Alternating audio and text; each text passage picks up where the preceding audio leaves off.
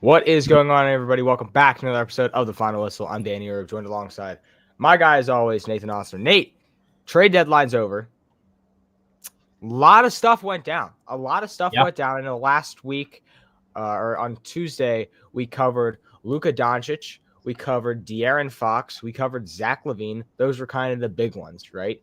Since then, a lot has transpired in the NBA, and that's no secret, right? So I guess we got to pull up a list here on every trade deadline move, which I have like a tracker I found. Okay.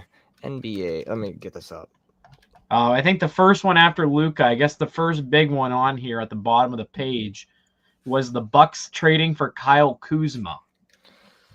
I mean, I don't hate that. What are your thoughts about that? I mean, I feel bad for Chris Middleton going to the Washington Wizards. Poor guy.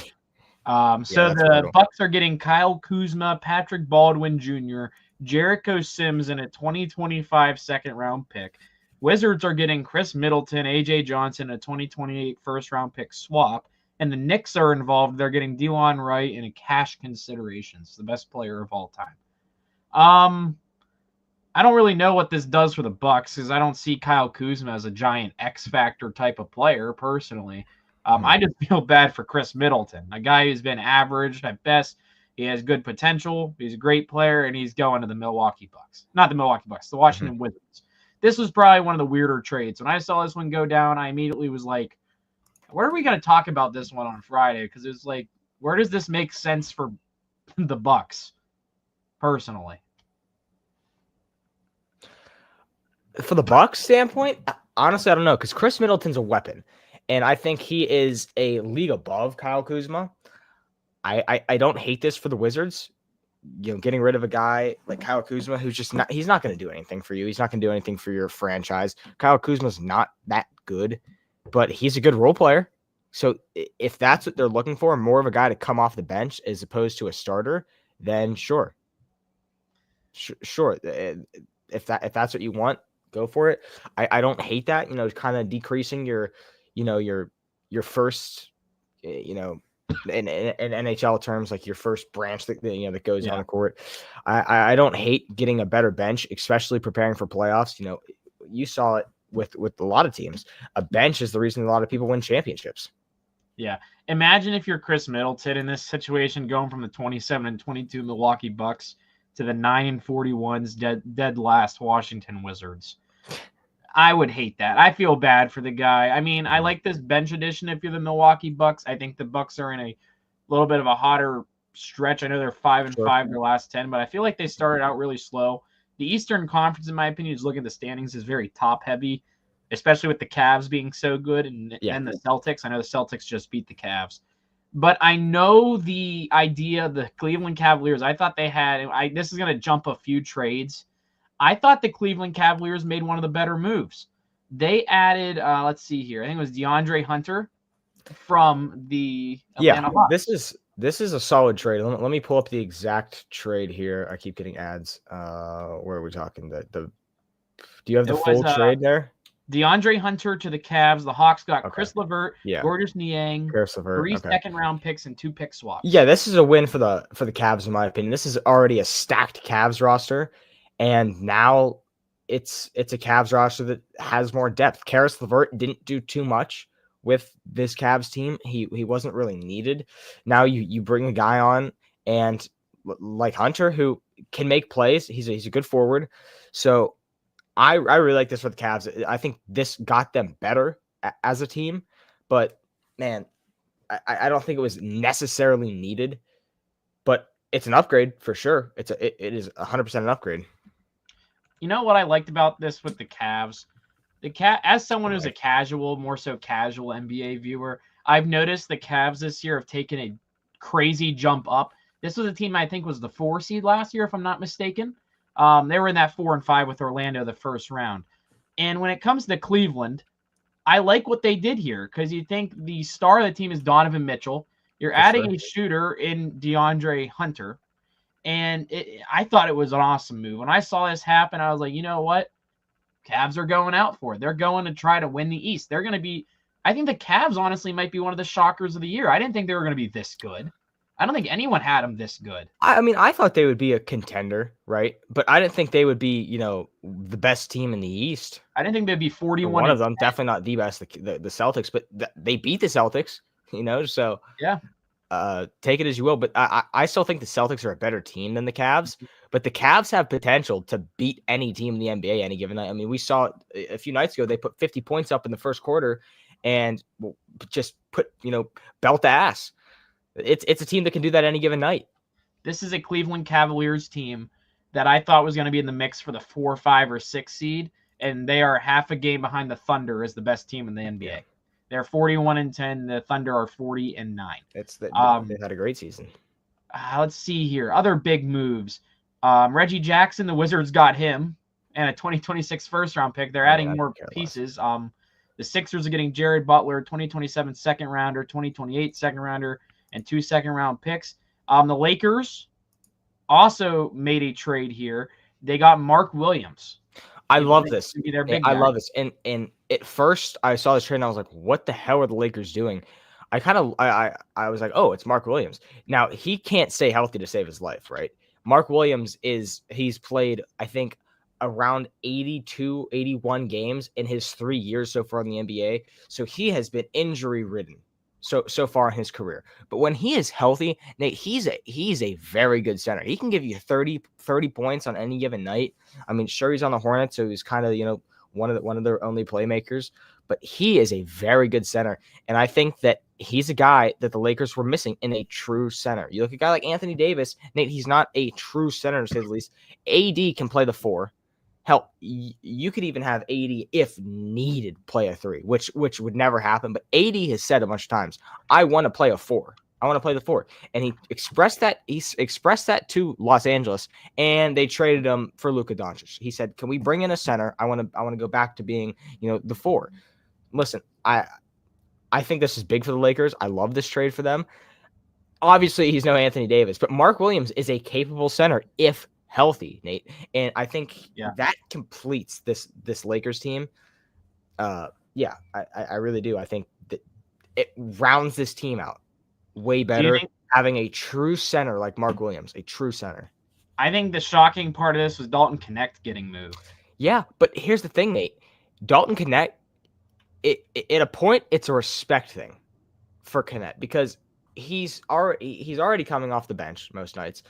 Now he's going to have to be behind Luka again. And so he's just going to get buried more in a rotation to a rookie who has a chance in the NBA. So I think there might have been a part of the Lakers that said, you know what, like, let's not ruin this kid's career and have him getting 8 minutes a game at the most. Let's try and get something for him and give him a chance to make a career for himself in the NBA, which that might not be the case, but from my perspective, I think that is 100% a plausible outcome for the Lakers, and I really do respect that. And I really like the trade. I think this is a fantastic trade. Obviously, the Lakers won this trade deadline without a doubt, but I think this puts them even more past that A plus where they were after already getting Luka Doncic. Big win for the Lakers here. I love this. I really think Dalton Knecht and Cam Reddish are good additions too for the Charlotte. Cam Reddish is terrible, and at least Dalton Knecht is. I don't know how involved you are with like high school basketball.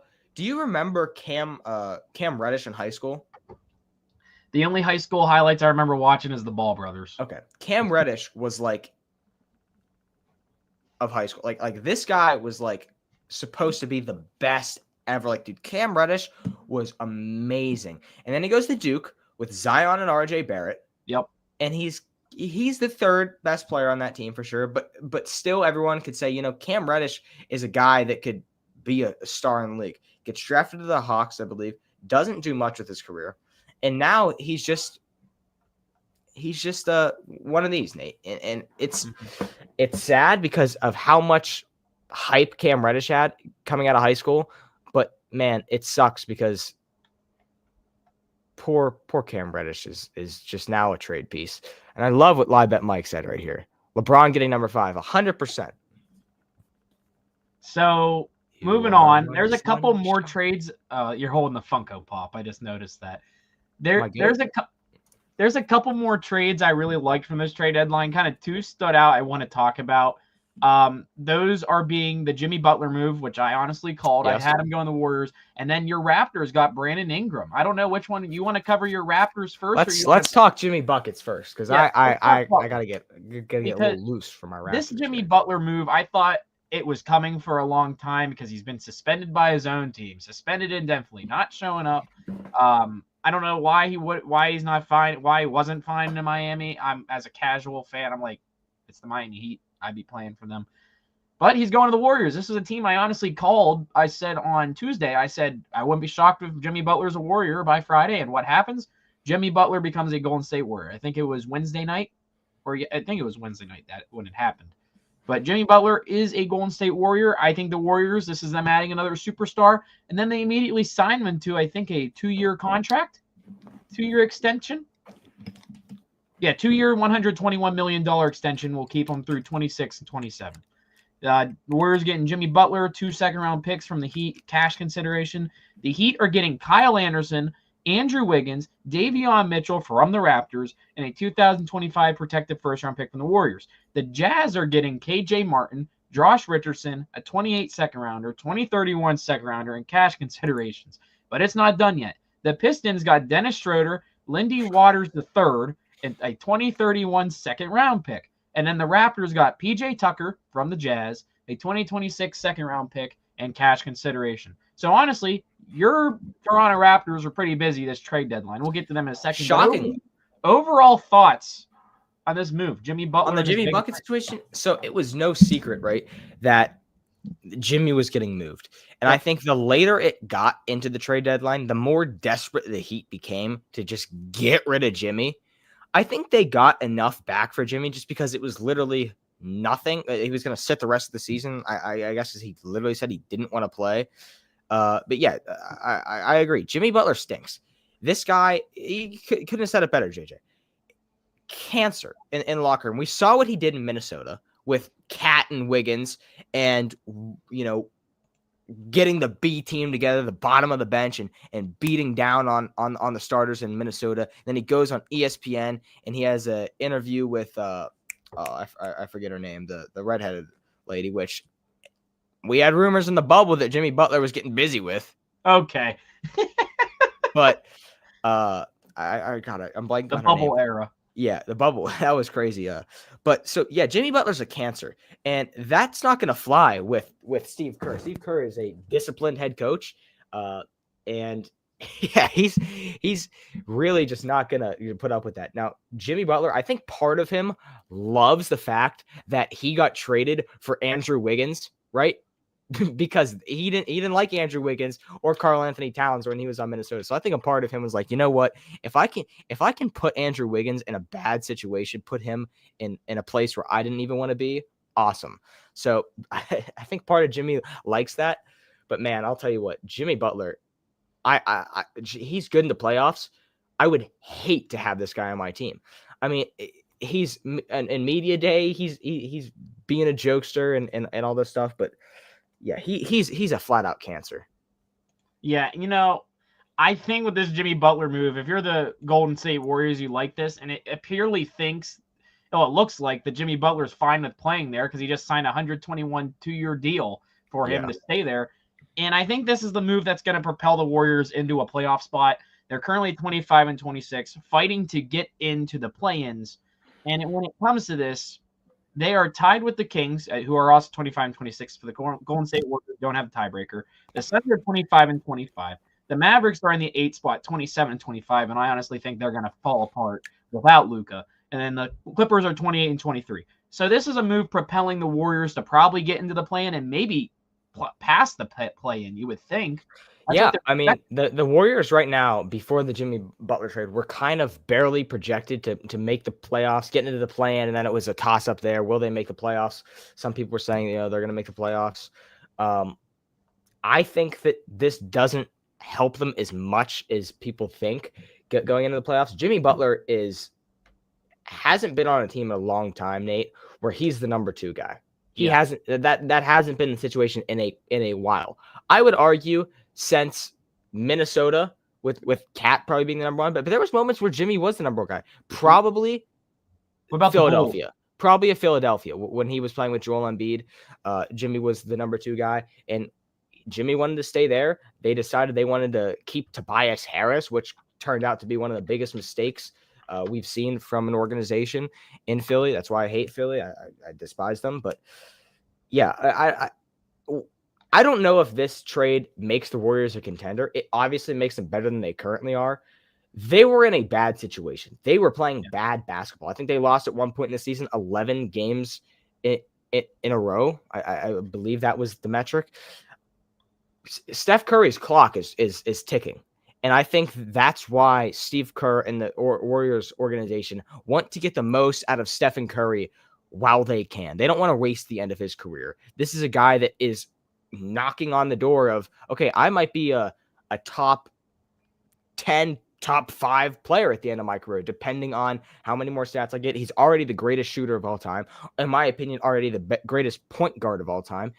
You don't want to, as a front office and as a guy who loves Steph Curry, you don't want to waste the end of his career and hurt his stats. You only want, to get him in the playoffs again or get him to a finals again if you can. I mean, you saw just a few years ago, he got to the finals just off that team alone. I didn't think they would do it.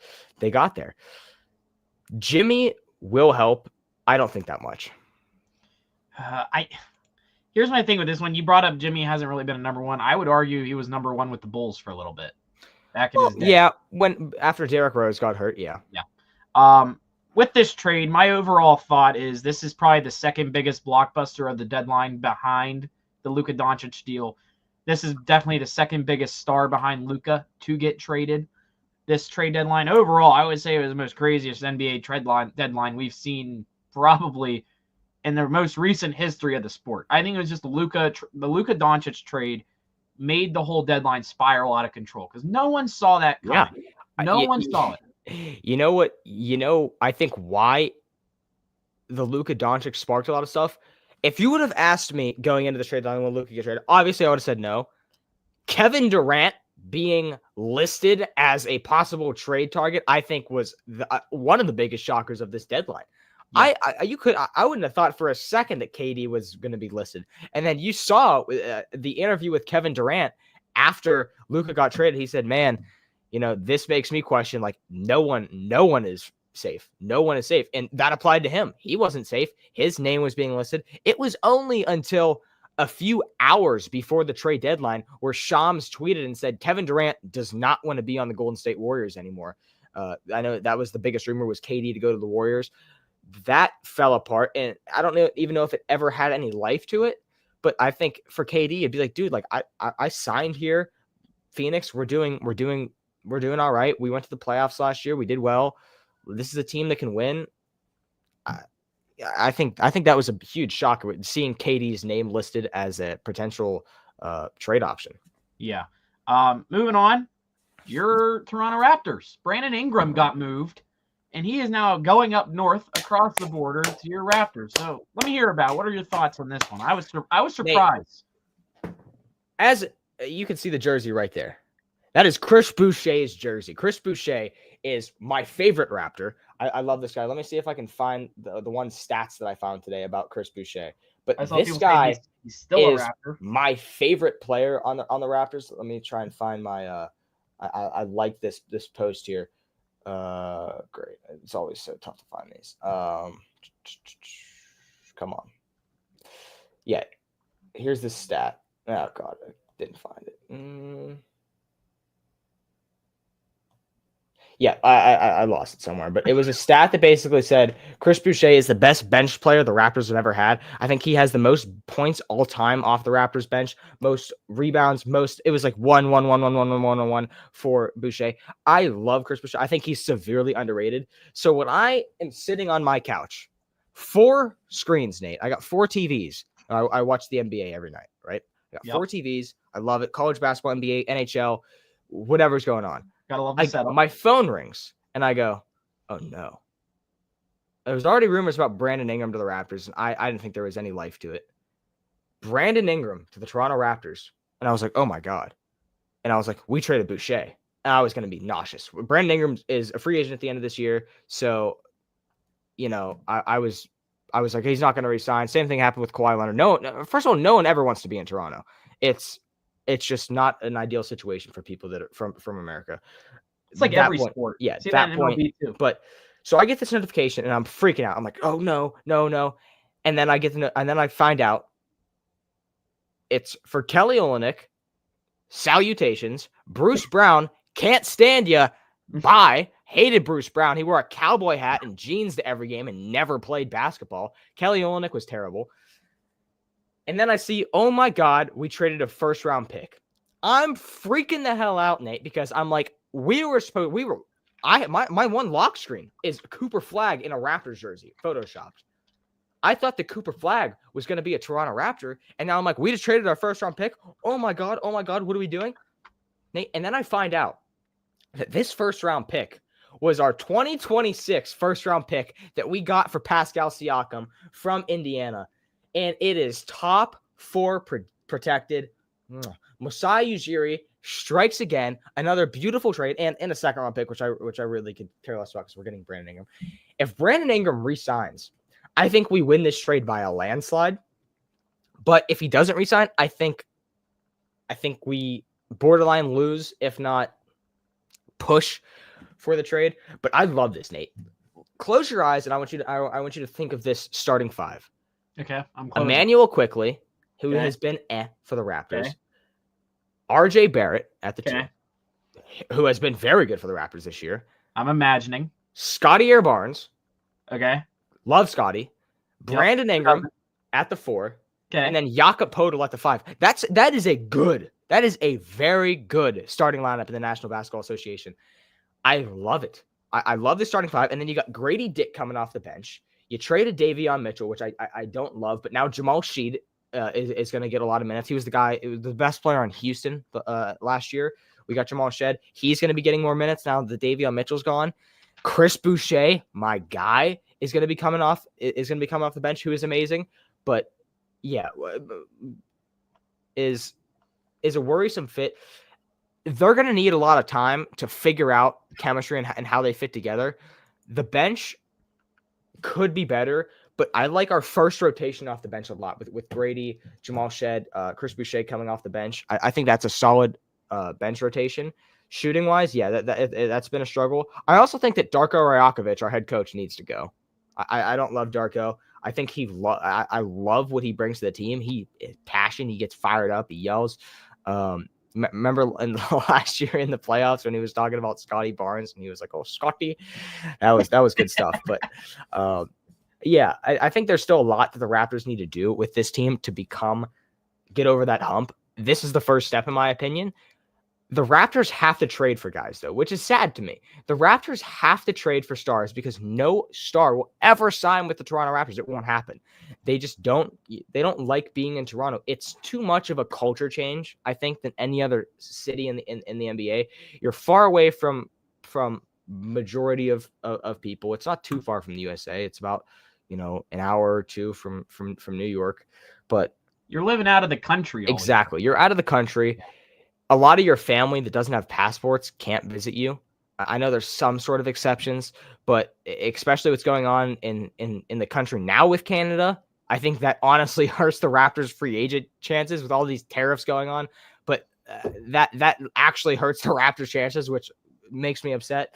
But yeah, I think this is a win. Personally, I'm excited to see that the Raptors aren't selling. I thought this trade deadline was going to be a garage sale where we trade half the team. I know some people were saying Scotty Barnes was a trade target, which was ridiculous, but we were buyers. And then we got James Wiseman, who we literally cut the next day.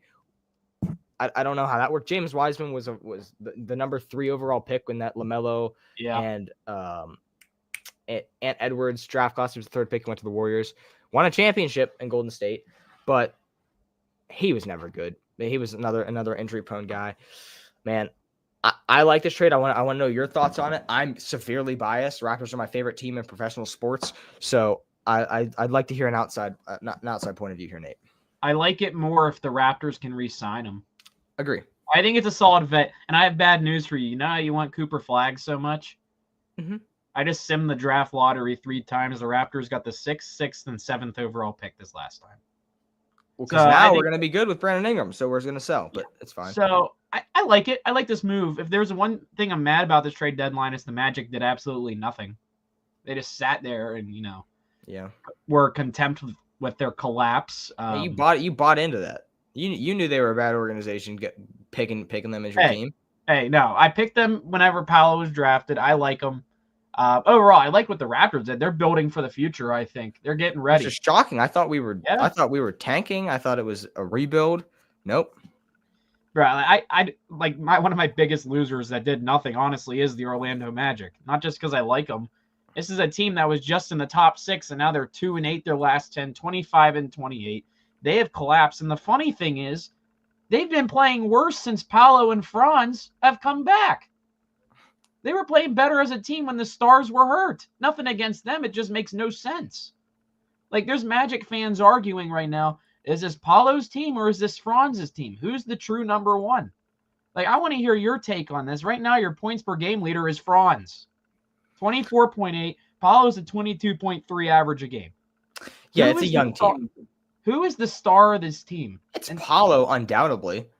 100%. That's what I think. Paolo was, I think, the favorite to win Most Improved this year. Then he got hurt. I like Cole Anthony. I like Kobe Black. I think those guys are all capable players in the NBA. I think it's a coaching issue, possibly, but I don't think it's time to pull a panic button yet on the Magic. No. I don't think they're going to be a contender anytime soon. Don't get me wrong. I think they'll be in the play-in at least. At least. Other than that, I mean, the Mavericks are the other loser, of course, as you know, Luka's gone. But honestly, Nate, the Mavericks have been doing well without Luka, and now they have AD. Yeah. You saw they just beat the Celtics last night.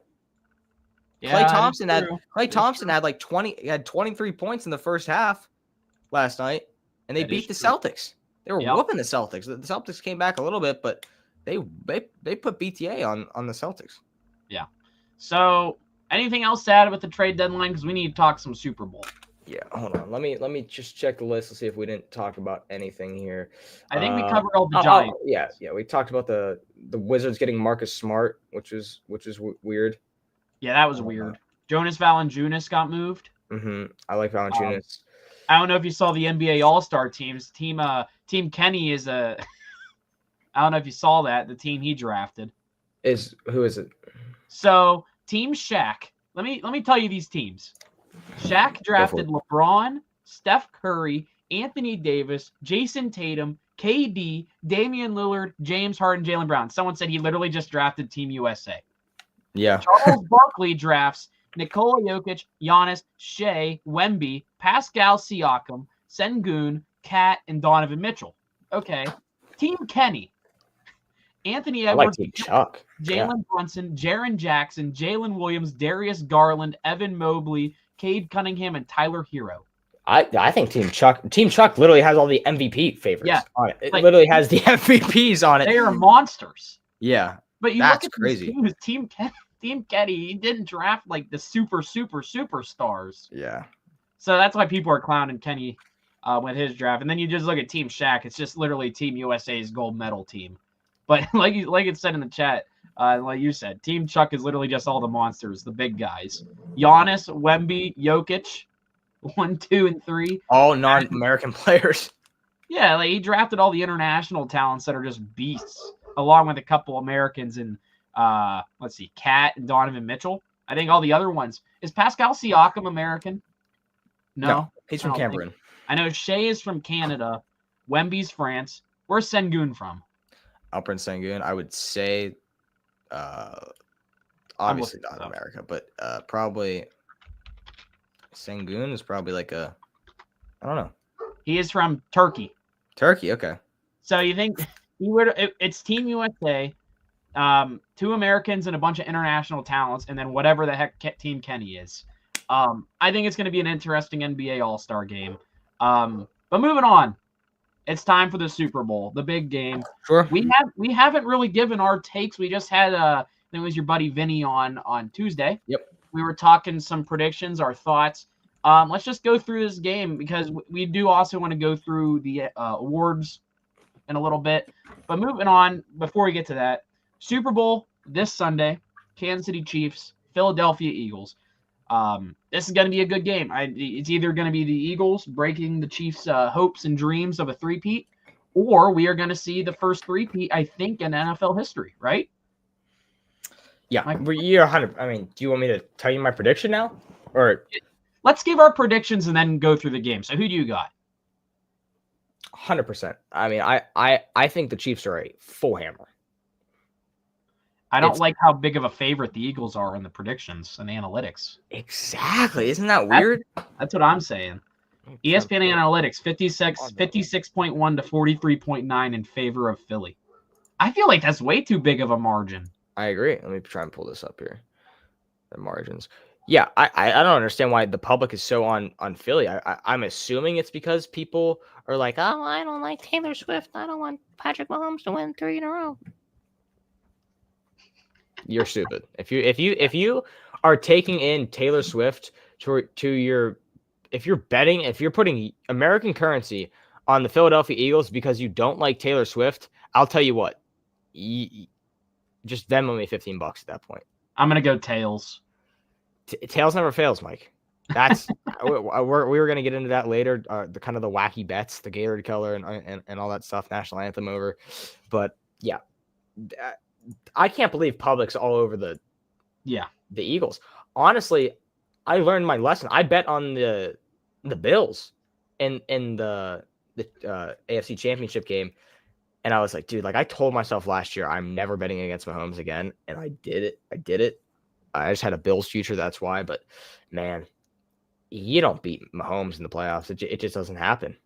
I don't like how much, like you said, I don't like how much the public's in favor of the Eagles right now. I think a lot of it's just because they honestly, 56% of people are on the Eagles. I like how why? I feel like it's just because they just hate the Chiefs. I think that's 100% why. Well, honestly, what it is, and it's just not even just people; it's just analytics are having the Eagles as the favorites. I get it's because of Saquon. I feel like the Eagles' offense is way more high octane, but something scares me about having. I know they've been good, but 2 rookie corners against Patrick Mahomes. I don't know, but I think Mahomes is going to test Mitchell and DeJean a lot in this game, Danny. I don't know what it is. I just have that. I think I'm picking. Did you officially pick the Chiefs? I mean, yeah, it's going to be. It's. I'll tell you what. It's not going to be like a beating, but the Chiefs are going to prevail. They're going to come out on top. I think everyone knows that. I think the Eagles know that. I'm picking the Chiefs too, but I just have I'll pick the Chiefs and the Eagles are going to win, but I'm going to pick the Chiefs here. I'm going to give my final score just for fun. I'm going to go like 27-22. Something weird. They have the over-under of 48.5. I think it's going to be a close one. And there was a whole thing, I was listening to the radio about this. They brought up how there's a prop bet on punts at 6.5. And a lot of people are taking the under on that just because I don't think the Eagles are going to be punting a lot. Because you know how they do it. They run the ball. They are aggressive on 4th downs. The Chiefs are practically the same way. If it's close enough, they're going to let Mahomes stay on the field, especially in the big games. I don't think there's going to be a lot of punting. I think teams are going to be staying on the field the entire time. And I guess this is going to be a more lower scoring game than what people think. I'm taking, I think I said 27-22 Chiefs. But when I'm looking at this, I think this Chiefs defense could be enough of a juggernaut to stop Saquon Barkley a little bit more. I honestly think it is. I think this is the best running defense the Eagles are going to face in the playoffs.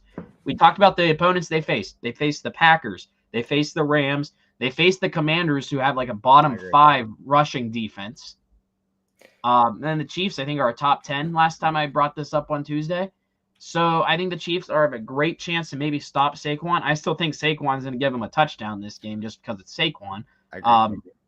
But, I get why people don't want the Chiefs to win. I get why people are betting on the Eagles and why they're such a big favorite.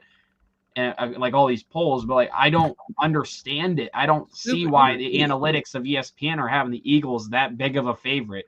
56.1 to 43.9 is the type of game I see when it's Ravens hosting the Colts, not Eagles and Chiefs. These are the 2 top teams in the league. Yeah. This is a 15-2 team at the Chiefs. That is getting 43% chance to win this game. I just find that absurd. I like what Mike said down here. The Chiefs don't lose one-score games. The Eagles have to stun everyone and blow out the win. I agree with that. Literally, you can't beat the Chiefs in a one-score game. No one has this year. All their wins are one-score games. The Eagles would have to blow out the Chiefs, which is possible. But let's look back a year. Same story. The 49ers had the best offense. They were the most explosive team coming into the Super Bowl. Christian McCaffrey was the best thing since sliced bread last year. And now it's the same thing, but with Kelly Green, right? Yeah. Saquon Barkley is arguably having a better season than McCaffrey did last year. Had more rushing yards. McCaffrey was more versatile, I guess you could say. And McCaffrey didn't do much during that Super Bowl. He really didn't. I think he had one touchdown on like that flea flicker, but besides that, McCaffrey didn't do that much during that Super Bowl. If the Eagles are behind this game, they're not going to run Saquon as much. I think that's obvious. So they'll have to do something they're not very used to recently, which is play the game through their passing offense, which I think Jalen Hurts, when it comes to that in the big games, isn't the best at it. He's not. And the Chiefs have a great defense with Spagnuolo. He is amazing, and this Chiefs defense is really, really good. Yeah, there's something about this Chiefs defense that I think could be the ones to stop the Eagles. Now this is gonna depend on if Jalen Hurts can play like he did in the NFC Championship too.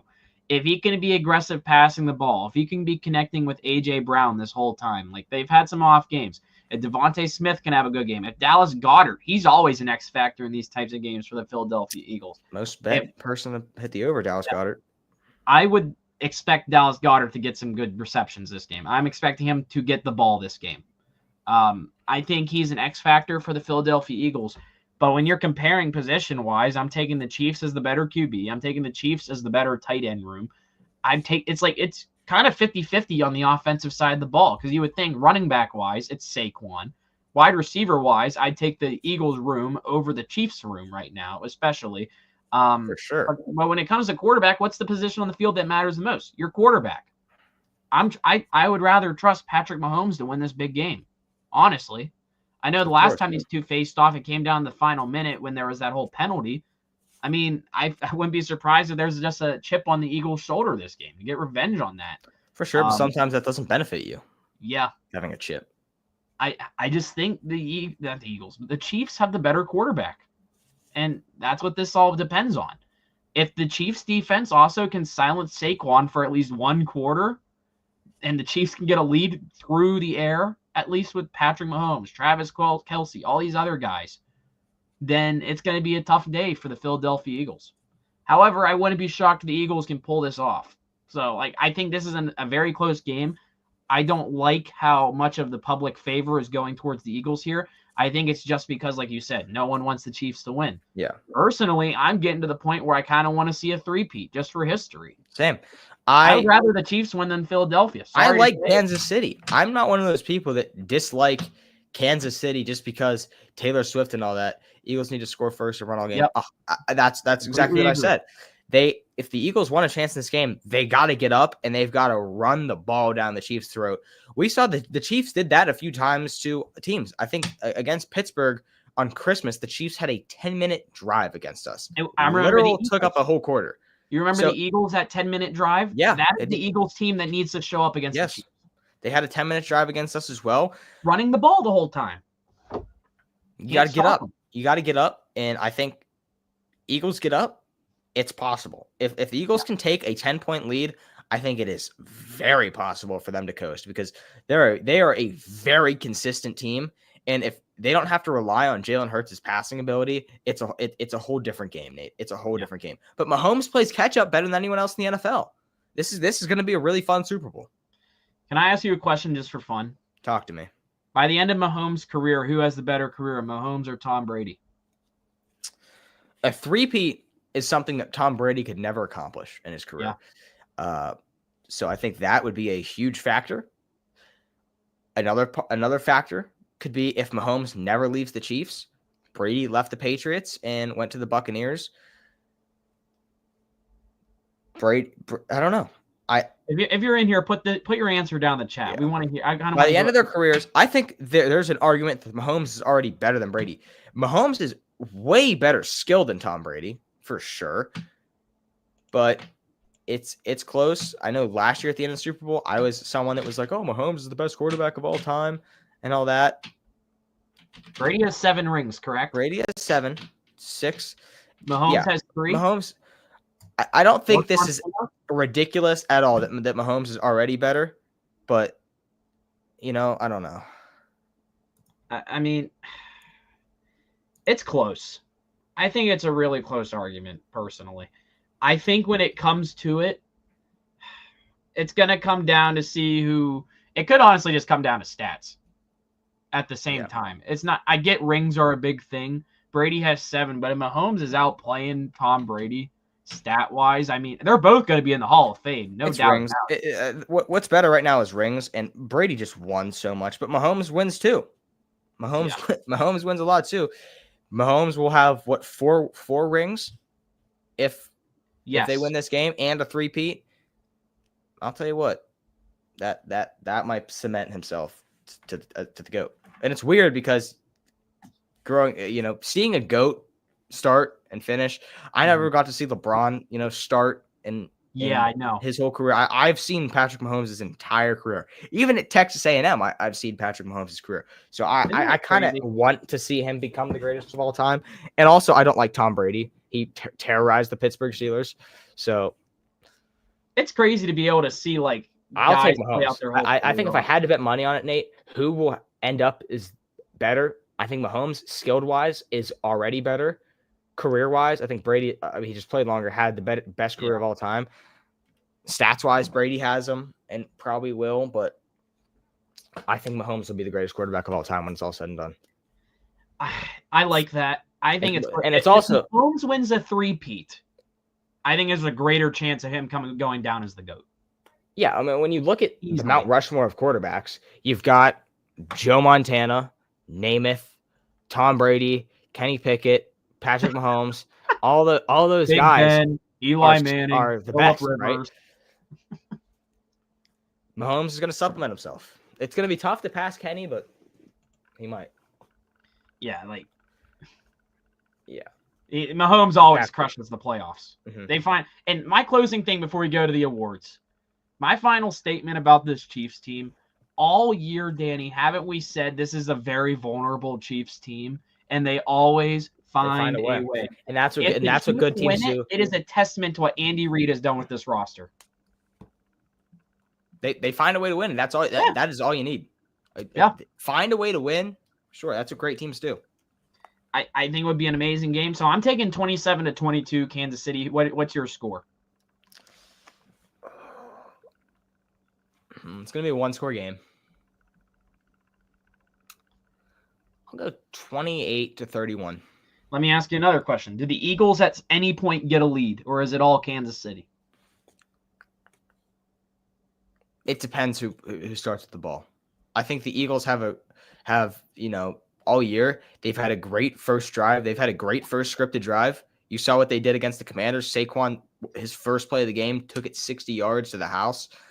A big play to start the game if you're the Eagles, a big run from Saquon, that can change a lot. But I think there's a chance that the Eagles can take a lead here. I think they could get up as much as 10, 14 points in this game. I could see that too. But Chiefs are inevitable. This is a good point. Chiefs have trailed at half at every Super Bowl. Wow. Which is crazy to think about. This Chiefs team, honestly, is a second-half Chiefs team, especially in the Super Bowl. Let me say this. If Mahomes gets a 3-peat here, not just Mahomes, like Travis Kelce, but it's Patrick Mahomes' team, Andy Reid's team. If that happens and they're down by double digits and they come all the way back, that legacy that you add to them, where would Andy Reid rank on coaches of all time, too? I was just thinking about this. I wouldn't put him as the best coach of all time. I don't even know if I would put him top 5. Yeah, there's a lot of good ones. When he was in Philly, he was all right. He had a few stints, but he's winning because of Patrick Mahomes. That's no secret. Yeah. Is he the Bill Belichick to Patrick Mahomes in your eyes? I think Bill Belichick had a way bigger role in the success than Andy Because I Reid know does. there's people that are pro, Way like bigger. Belichick is only a good coach because of Tom Brady. And that's fair. That's a very fair point. They're both going to be Hall of Famers. Yeah, oh, for sure. Yeah, Belichick's going to be. I'm very curious to see how this college thing goes for Bill Belichick. Not going to lie, it's going to be weird. Did you see the award ceremony where they talk about his girlfriend? Yes, I did. I saw what Snoop Dogg said. It's like Bill Belichick's girlfriend wasn't even born yet. Crazy. Bill Belichick wearing the Steelers jersey, Jelly Roll coming out in the Titans jersey. That was Jelly Roll wild. in the O-line right now. Yeah, O-line. He's a hoss. Hey, speaking of awards were given out last night, and I would say a lot of her predictions were correct. I went 4 for 5. I can't remember a lot of ones I said, but let's just go through the big ones. I have the voting breakdown. I found it on Twitter. With 383 points, and in second place with 362, Lamar was second. Josh Allen is your NFL MVP. And there's a lot of people kind of 50-50 on this. You and I were both pro Josh Allen winning because I think Josh Allen did a lot more with less. Honestly. He made it work with a Keon Coleman, Dalton Kincaid, Khalil Shakir, bringing in an injured Amari Cooper. He wasn't really an X factor there. Lamar Jackson, I thought had better weapons. Lamar won it last year. I think the NFL said, you know what? Let's give it to Josh Allen this year. Because Josh Allen is a very valuable player in this league. Josh Allen came close to beating the Kansas City Chiefs. Yeah, they're both very valuable players. Saquon got third with it went from 362 votes to 120 points. And then Joe Burrow, Jared Goff were 4 and 5. So Josh Allen's your MVP. Do you have anything else to add with that one before we move on? I think it's deserved. I know there's a few people I know that really wanted Lamar to win it. I know that Lamar became the minus 300 favorite to win it at one point, which I thought was bizarre. I think Josh Allen deserves it for sure. I took him. That's fair. I also was saying I was pro Josh Allen winning it. Coach of the year, this one kind of shocked me. I'm not going to lie. I thought Dan Quinn deserved this award, Nate. We both picked Dan Quinn, and he finished 5th with 85 total points. He had 1 first place vote, 6 seconds, 7 thirds, 8 and 8 when it came to 4th and 5th place. The choice of the voters was Kevin O'Connell with 361 total points. Dan Campbell, the Lions, finishes 2nd. Andy Reid 3rd. Sean Payton 4th of the Broncos. And Dan Quinn gets 5th. This was honestly a shocker, in my opinion. I'm not going to lie. I thought Dan Quinn took a Commanders team way better than what they were expected. I think if Dan Quinn made the Super Bowl and still lost this award, I would be completely shocked. I'm more shocked Mike Tomlin got 16 votes still. Mike Tomlin finished, let's see here, 5th, 6th, 7th, 8th place. Mr. 9 and 8, 10 and 7, Coach T. They're all gone. Crazy. Yeah. Other than that, I mean, what are your thoughts on this one? I'm kind of shocked. Yeah, I don't hate that Kevin O'Connell won this award. I don't. I think there was a lot of options you could go here. I just kind of wanted Dan Quinn to win. Yeah. I liked the story more with the Commanders, but hey, the Vikings did, I think, a lot more with less, right? They had one of the best records in the NFC, and they had a team that was supposed to, I mean, in our preseason predictions, we had the Vikings in last place in that division. Bro, I had them winning like 2 to 3 games. We thought they were going to be terrible with Sam Darnold, and then Sam Darnold balled out. I think it's 100% deserving. I'm kind of surprised Dan Quinn got 5th. Yeah, who got 2nd?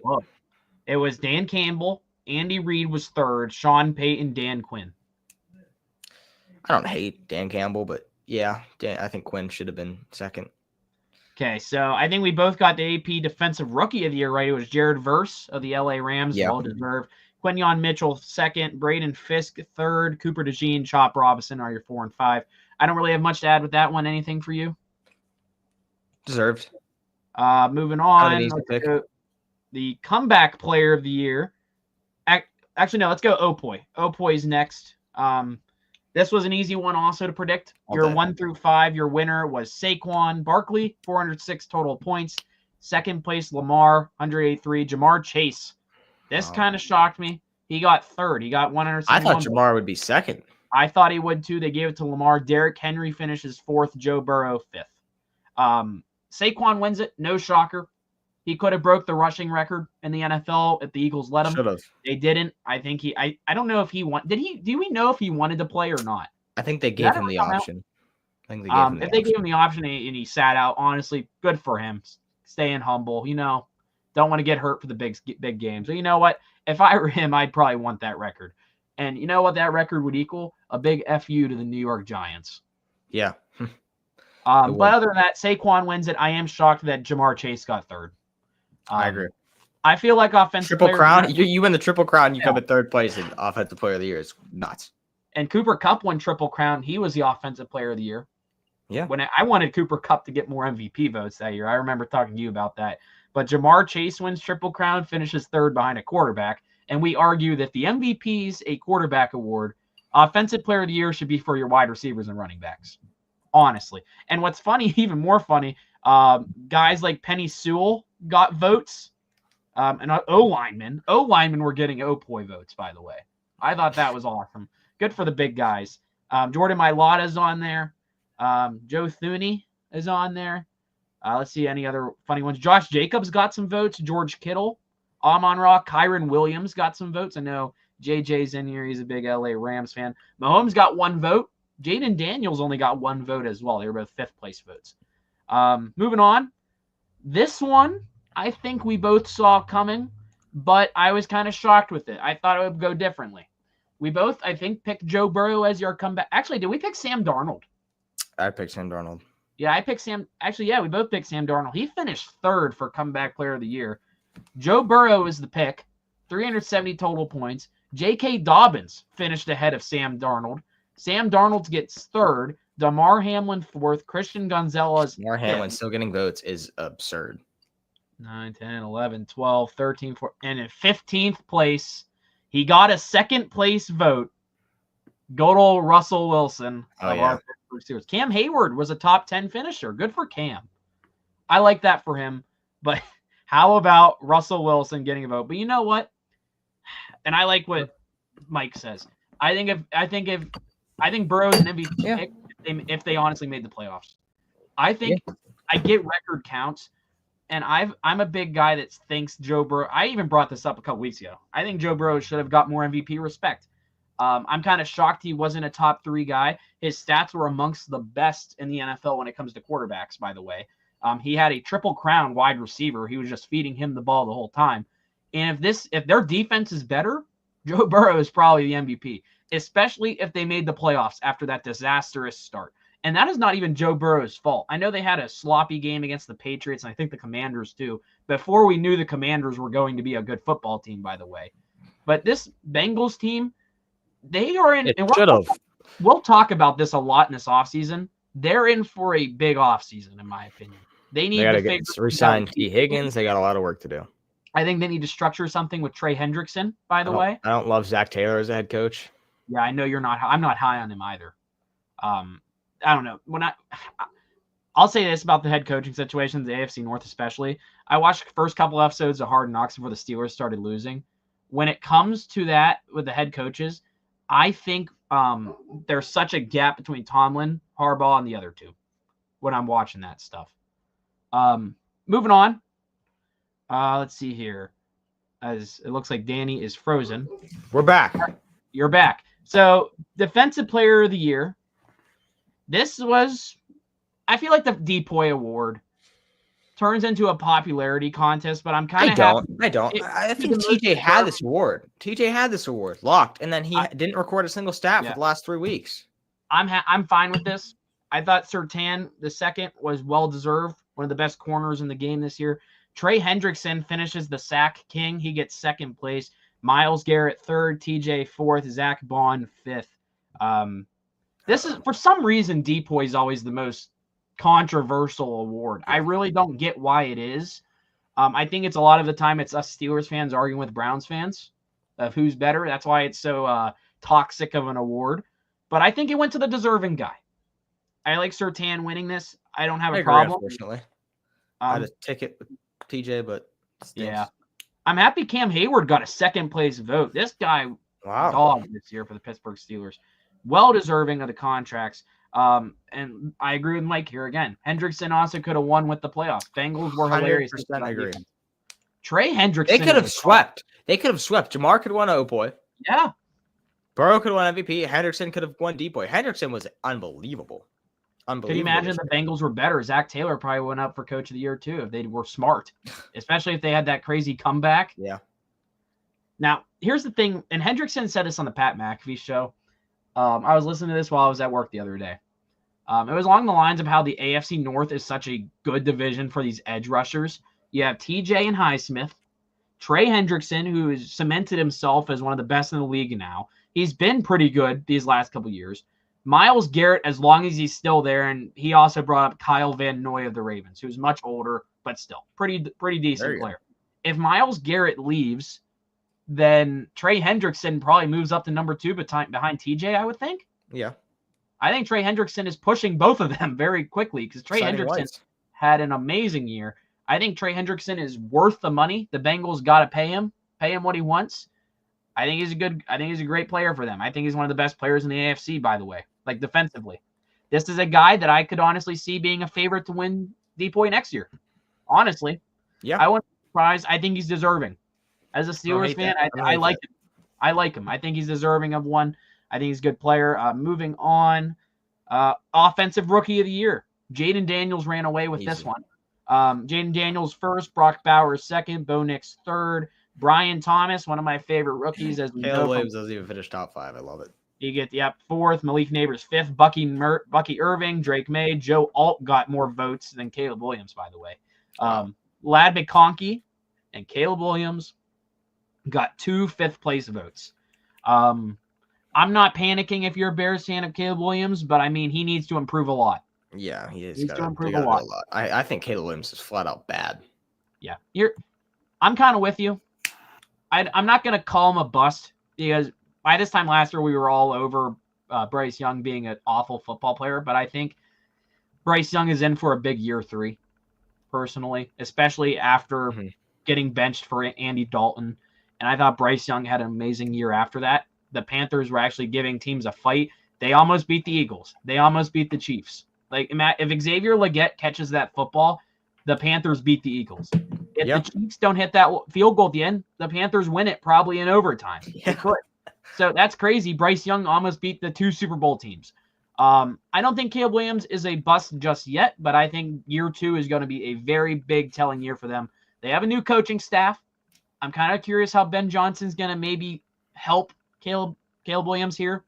I'm curious. It's going to probably be an offensive-minded team now because he was the Lions, a really good OC last year. But moving on, let's see here. Assistant Coach of the Year, speaking of that, Ben Johnson won that. It was Ben Johnson, Brian Flores, Aaron Glenn, Vic Fangio, Joe Brady. And deserved for Ben Johnson. And then Mr. Duval, Liam Cohen. Duval. Yeah. That's going to be an interesting coaching fit. Ben Johnson, Aaron Glenn, and Brian Flores. Well, Johnson, Flores, Glenn are your top 3. Some people are mad that Vic Fangio finished 4th. Is what it is. Other than that, I mean, I think that's it for awards, no? Yeah, those are our big awards because they don't really have. I know who won Walter Payton Man of the Year. I honestly forget. I honestly don't know. That's another big award they care about. I know Cam won it last year. They try and say that's the biggest award. Come on. The thing about it is it was Eric Armstead of the Jaguars. So good for him. You get the patch. It's a humanitarian award. You do good for your community. That's why you get it. That's why I say this. NFL meme says Justin Tucker is the Walter Payton Man of the Year award winner. Good for Justin Tucker. That was some big news. But other than that, those are our awards. And did you see the news before we go? The Steelers are playing in Ireland. All right, we knew that, didn't we? It's official. And let me ask you a question. As Steeler fans, number one, do you love this? It sucks. No, I hate this because it's one less home game. It's one less home game. You're giving them the road game. They're the visiting. No way. Yeah, I saw that. I got that alert.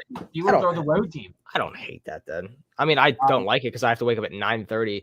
I think I'm a 1:30. I'm a 1:30, 2 o'clock. Wake up, get ready with my day. Go to bed at 6 in the morning. That's how I roll.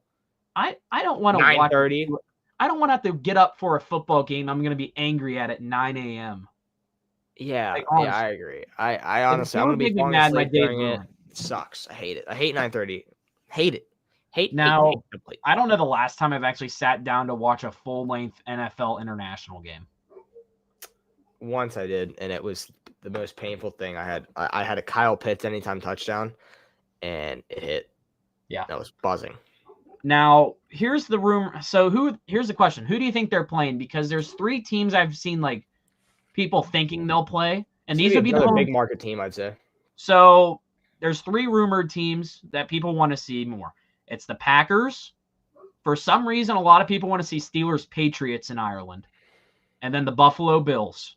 Those are the 3 rumored I'm not waking teams. up at 9:30 to get belt to ass from Josh Allen again. I can't do it. I think if the NFL wants to have an amazing Ireland game, it's probably going to be the Buffalo Bills hosting the Pittsburgh Steelers. And the funny thing is, the Steelers are the designated road team, but there's going to be so many Steeler fans in Ireland because it's like, oh yeah, Irish blood is Yinzer blood practically. Sure. And speaking of the Yinzers, you see Russell Wilson supposedly not coming back. I don't believe any of that, Nate. I really. That's what I don't. I was talking to JJ about that yesterday on our wrestling show. I don't believe it either. I hope it's Justin Fields. See, I don't. I'm a Russ guy, but that's this is an off-season conversation. You know what I mean? I don't think Russ was bad. It's just like I want to get. He wasn't. He had a gauntlet of a schedule at the end of the year. They have a gauntlet next year too. I wouldn't call it as bad, but they got the Lions, Packers, Vikings. Oh my. Yeah, oh my. Didn't even throw in the Bears. But here's the thing. I think the Steelers need to get young, like Mike says here. Patriots at 9 a.m. Good old gross. Well, yeah, I'm kind of excited to see how this goes. I would have hated it more if the Steelers were the home team because you lose a home game. The Jaguars have now lost home games every single year. It feels like for 10 years because of this. Mm-hmm. But yeah, NBA trade deadline. We're both taking the Chiefs. Steelers are in Ireland. Yeah. Fun times. Good episode. Next week, yeah, we'll have Super Bowl be over. NFL season will be over. We'll talk Super Bowl. That will take up a majority of our show. Probably, depending on what happens. Talk Mahomes' legacy, Hurts, very whatever. Quickly. List the prop bets, the fun bets. We never did that. We both said tails for the coin. Hold on. Super Bowl. Let's rapid fire. We know we both said tails when it was brought up earlier. Let me find the comment. Where is it? Here it is. Mike asked it earlier. We both picked tails. Tails always prevails, I think you said, Danny. Yeah. I don't know where I could find all this stuff. Okay, let's just say, what's the color of the Gatorade? I know there was one for Donna Kelsey to show cleavage. I'm not kidding. I saw that. Okay. That was one of them. Antonio Brown's gonna go crazy on Twitter. I don't know. I don't know why I can't find all these. Anthem time. I always rip the over on the national anthem because when they're holding it, I go hold.